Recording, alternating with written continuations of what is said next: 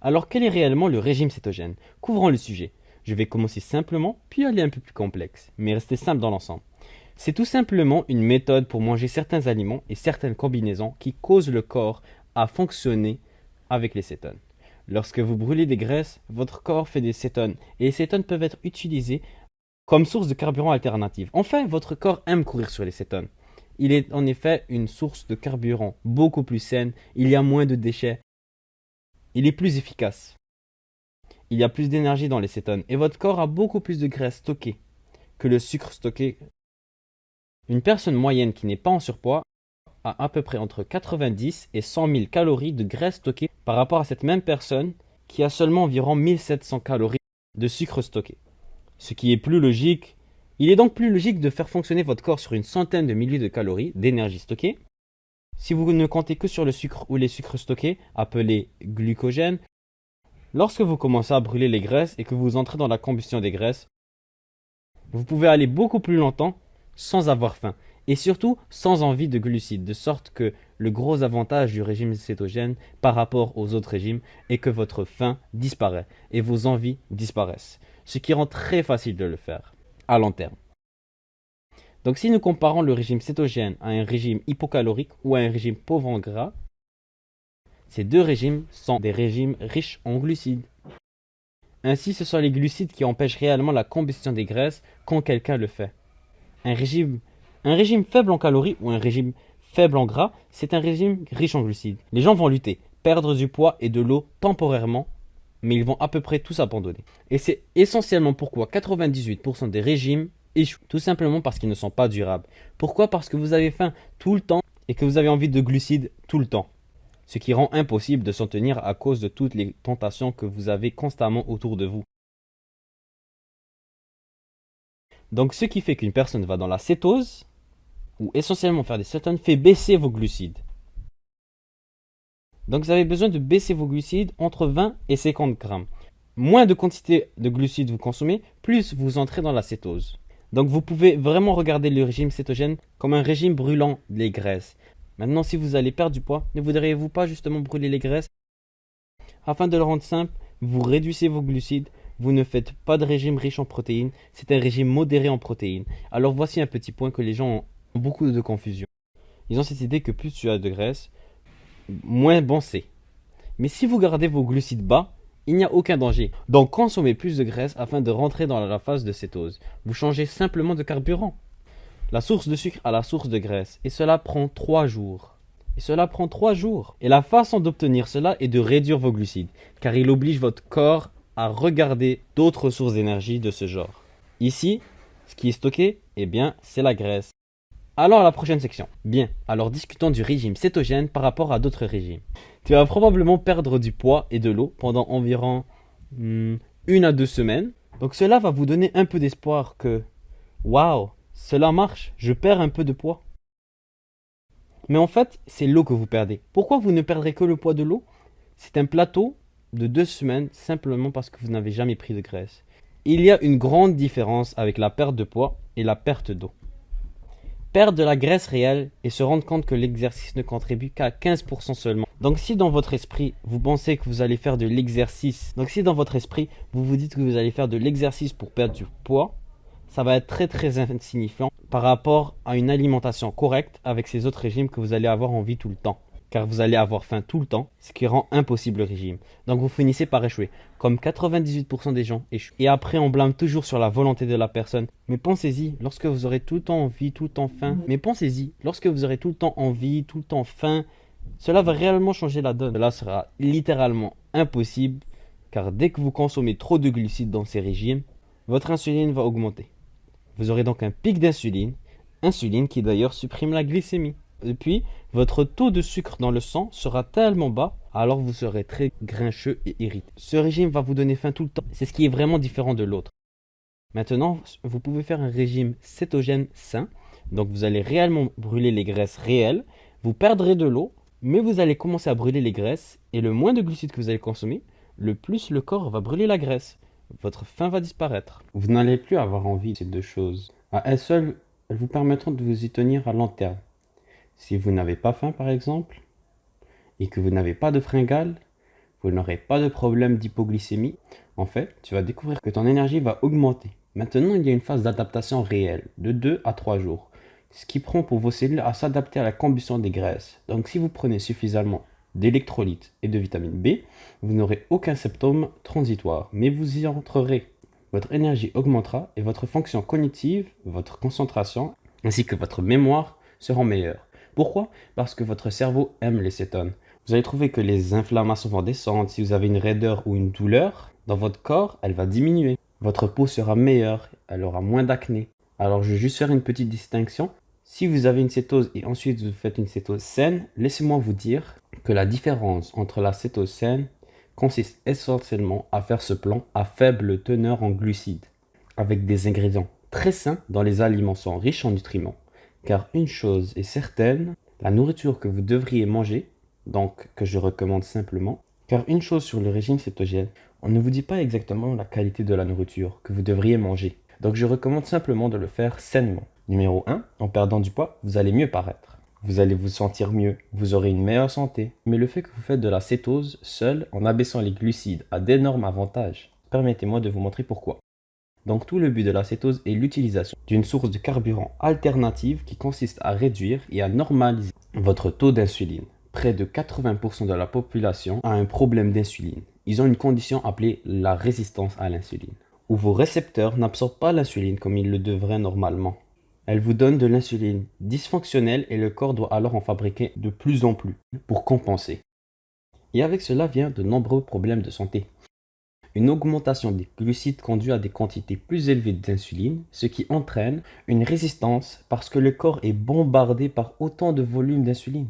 Ainsi, une personne moyenne qui a une résistance à l'insuline, de cette façon, c'est à peu près comme le prédiabète, qui fait entre 5 et 7 fois plus d'insuline que la normale, de sorte que des quantités massives d'insuline conduisent au diabète, un syndrome métabolique qui est une combinaison de sucre dans le sang, de la graisse du ventre. Donc les problèmes de cholestérol, donc les personnes atteintes de la maladie d'Alzheimer ont une résistance à l'insuline, et puis des problèmes cardiaques, simplement parce que la couche interne des artères est très sensible. Ainsi, de grandes quantités d'insuline rouillent essentiellement vos artères. Le corps se présente sous des formes plaquant les dépôts de calcium coagulants, au point où vous pouvez avoir des crises cardiaques et même une lutte. Donc les artères sont bouchées à cause de fortes quantités d'insuline, ce qu'on appelle l'insulinorésistance. Bien évidemment, des troubles de l'humeur, d'anxiété, dépression sont à venir, éventuellement une stéatose hépatique et le cancer parce que les cellules cancéreuses vivent essentiellement de sucre. Alors laissez-moi vous montrer spécifiquement quoi manger. Donc en fait, il faut manger selon un plan cétogène sain. Maintenant, en ce qui concerne les calories, nous prenons un diagramme à secteur. Les glucides représentent en gros 5% du total des calories. J'ajoute des légumes séparément qui ne sont pas inclus dans les glucides. En fait, je ne veux pas que vous comptiez les glucides végétaux pour deux raisons. Raison numéro 1, il n'y a pas beaucoup de calories dans les légumes. Raison numéro 2, nous voulons encourager l'augmentation des légumes. Ainsi, lorsqu'on parle de la réduction des glucides, nous ne voulons pas que vous copiez dans les légumes. Et les légumes ont déjà une réaction glycémique très basse. Ils ne font pas augmenter votre glycémie et ils n'augmentent pas beaucoup l'insuline. De plus, il faut se rendre compte que les légumes sont très riches en fibres, même bien que leurs glucides ne déclenchent même pas la réponse insulinique. Les légumes représenteront environ 5% des calories totales, soit environ 7 tasses et plus par jour. Puis les protéines devraient représenter 20% au total des calories, ce qui représente fondamentalement 3 à 6 onces par repas. Maintenant, si vous êtes une personne un peu plus grosse, donc ceci n'est qu'une gamme de 3 à 6 onces de protéines. Et quand je parle de 3 à 6 onces de protéines, je ne mentionne pas ce qui est contenu dans le produit comme la viande ou le poisson. Donc je parle de la viande et du poisson lui-même, si vous pesez le tout. Parce que, par exemple, chez les poissons, vous avez du collagène, vous avez d'autres choses que les protéines. Donc 3 onces de poisson contre 3 onces de protéines, c'est une valeur différente. Nous parlons de la nourriture entière elle-même quand je parle des 3 à 6 onces. Et ensuite, nous voulons environ 70% de matière grasse. Maintenant, cela semble être beaucoup de graisse, n'est-ce pas? Bien. Jetons un coup d'œil à une assiette réelle. Disons ceci. Votre assiette dans laquelle vous la divisez au centre, et vous ajoutez un quart de légumes, puis un quart de protéines. Et votre graisse, comme vous pouvez le voir, 70% de graisse semble être beaucoup moins dans l'assiette concrète. Simplement parce que la graisse contient plus de calories par volume. Donc il ne s'agit pas de calories dans l'assiette, il s'agit de volume de nourriture. Puis, bien sûr, ici, nous avons notre petite quantité de glucides, d'accord? Alors juste laissez-moi vous donner quelques idées approximatives et de quoi nous parlons quand nous parlons des glucides. Nous ne parlons pas de pain ou de pâtes ou de craquelin ou de jus, nous parlons des glucides et des noix et des graines. Maintenant, les noix et les graines ont des protéines, ok? Ils ont de la graisse, mais ils ont des glucides aussi. Donc ce sont les glucides que vous comptez, comme le houmous. Il contient peu de sucre, mais il contient des glucides.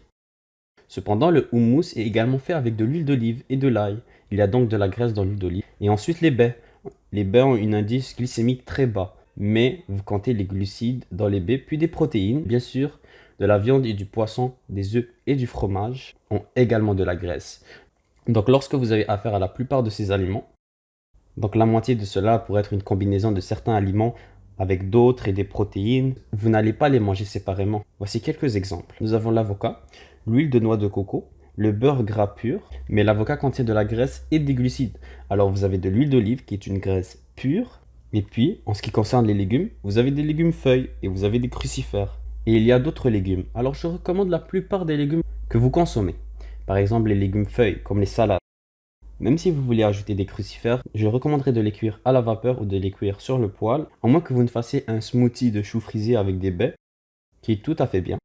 Idéalement, vous allez de 7 à 10 tasses avec vos légumes par jour. Maintenant, cela peut sembler beaucoup, mais cela fournit beaucoup de nutriments, donc beaucoup d'antioxydants, beaucoup de vitamines surtout, et les minéraux. Et bien sûr, le crucifère a non seulement des quantités plus élevées et de phytonutriments qui vous donnent des bienfaits supplémentaires pour la santé. Donc une section de plus sur ce qu'il ne faut pas manger du tout. Bon, parlons simplement de ce qu'il ne faut pas manger. Donc nous voulons éviter les céréales, d'accord? Sous forme de grains entiers et de grains raffinés, pain, pâtes, craquelins de céréales, biscuits, gaufres, crêpes, même si quelque chose est sans gluten. Même si quelque chose est sans gluten, il y a encore des grains. Donc juste pour éviter tous les grains de riz, évitez cela. Donc nous avons des amidons de pommes de terre. Maintenant, le riz est aussi de l'amidon.